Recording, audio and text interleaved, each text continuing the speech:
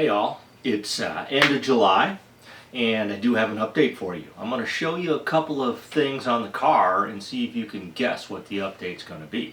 I seem to have a shoe polish number on the back window. There's rubber on the rear quarter panel and there are slicks in the trunk. Yep, you guessed it. We went to the track. I'll give you the details. The shocks I have on here are from Viking and they are adjustable, both rebound and compression, by basically turning those knobs. And you have, I think, 12 settings compression, 12 settings for rebound. So I checked in with Viking and set them up as they said to do for drag racing. Viking gave a range to set the shocks up at, because it all depends upon, you know, the track conditions and tire pressures and all that. And so I set up the front for a compression of 14 and a rebound of 4. So if you think about that, it's for the rebound, you know, it would allow the front to come up quicker and easier. And then for the rear, I set the compression at 2, so it would compress and easy, and then rebound at 7. So the first few runs are on the stock street tires, which are BFGs 255 60R15s. They're kind of old. They certainly don't grip a lot at this point in time, but I hadn't had the car up to speed yet, and just wanted to see how it would work. So I made 2 runs. And nice looking Pontiac Lemans. I don't know whose car that is yet. I got to find out. I got to get some Pontiac cars. That's a sharp looking ride right there.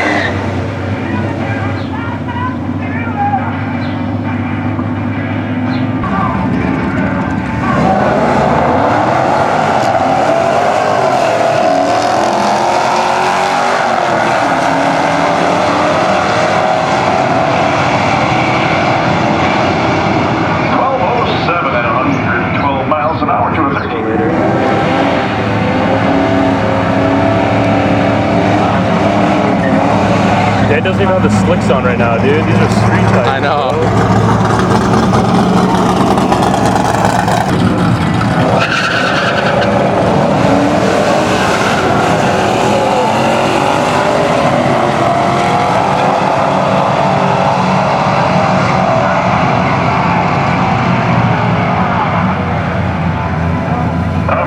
I'm car number 222, which is this lane here. This was the first run. It was okay, right around a little over 2 seconds, 60 foot time. You know, fair amount of tire spin with those BFGs. And my time was 13.317 seconds in the quarter mile at 109 miles per hour. So I was pretty happy with that for a first run. Again, those BFGs, they don't grip too good. And then this is my second run. And here I am, car number 222. Again, my 60 foot time, a little over 2 seconds, 13.584 at 102, and I missed third gear, so that definitely held me back. So I was pretty happy. The car felt good at speed, over 100 miles an hour. I will tell you this, you got to really stand on the brakes on this thing to bring it down from 100 plus miles per hour. But the car felt good, no shaking or shimmying or anything like that. So I figured it was time to bolt on the slicks.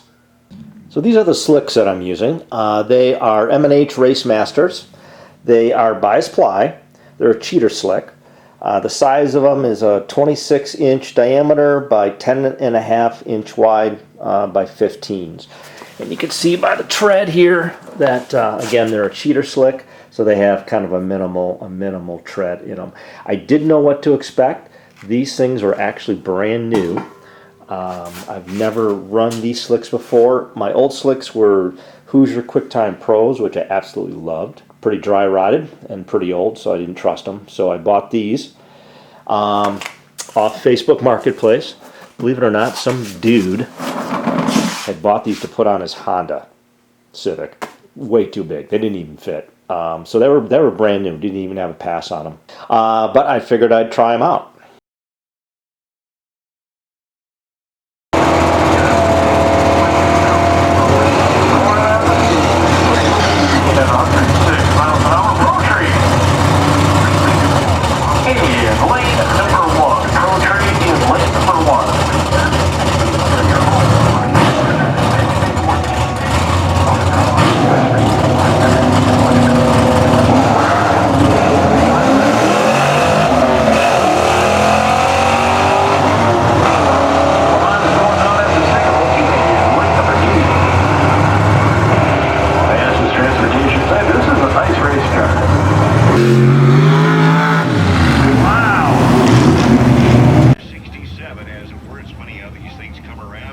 68 Pontiac. Once again.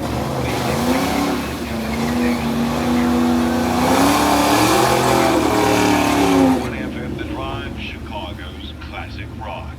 I did hit a 68 Pontiac. All right, the ladies' final is coming out.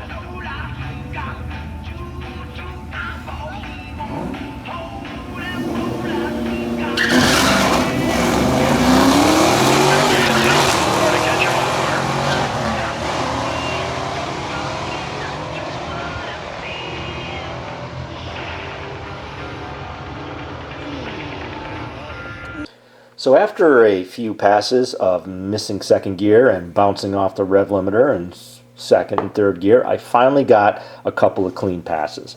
So again, I'm car number 222, and this is with the slicks. So you can see my 60-foot time is down to under 2, 1.960. Don't look at my reaction time, it was horrible obviously. But got into the 12s, 12.947 at 109 miles per hour. I was pretty happy with that. My goal was to get into the 12s.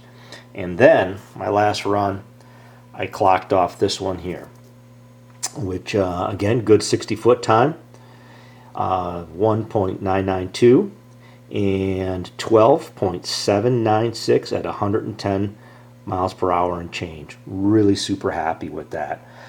With the slicks, the car felt way different than with the radials in the back. At speed, it was definitely a little bit sketchy. You could feel the back end dancing around a little bit on those slicks and the thin sidewalls. But just no quick moves, and you can keep it straight without a problem. A pretty successful first time at the track. I get a little better feel for the car.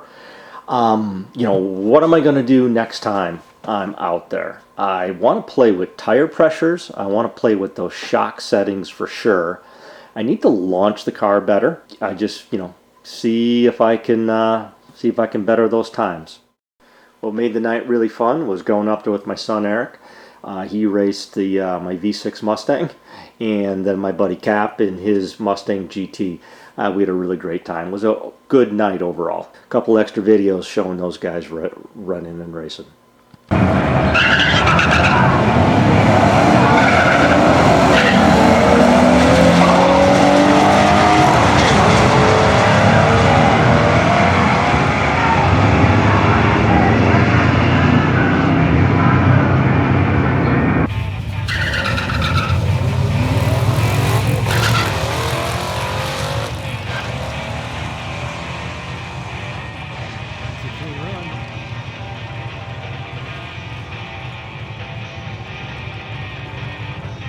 1339 at 108 miles an hour in the Mustang.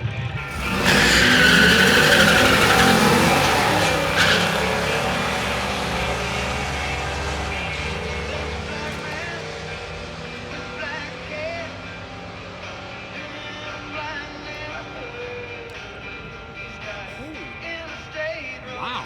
Oh my God. Before that, though, I blew third. Take a look at your time slip. Wow. Yeah. That's pretty good. That's really good. I want to go again.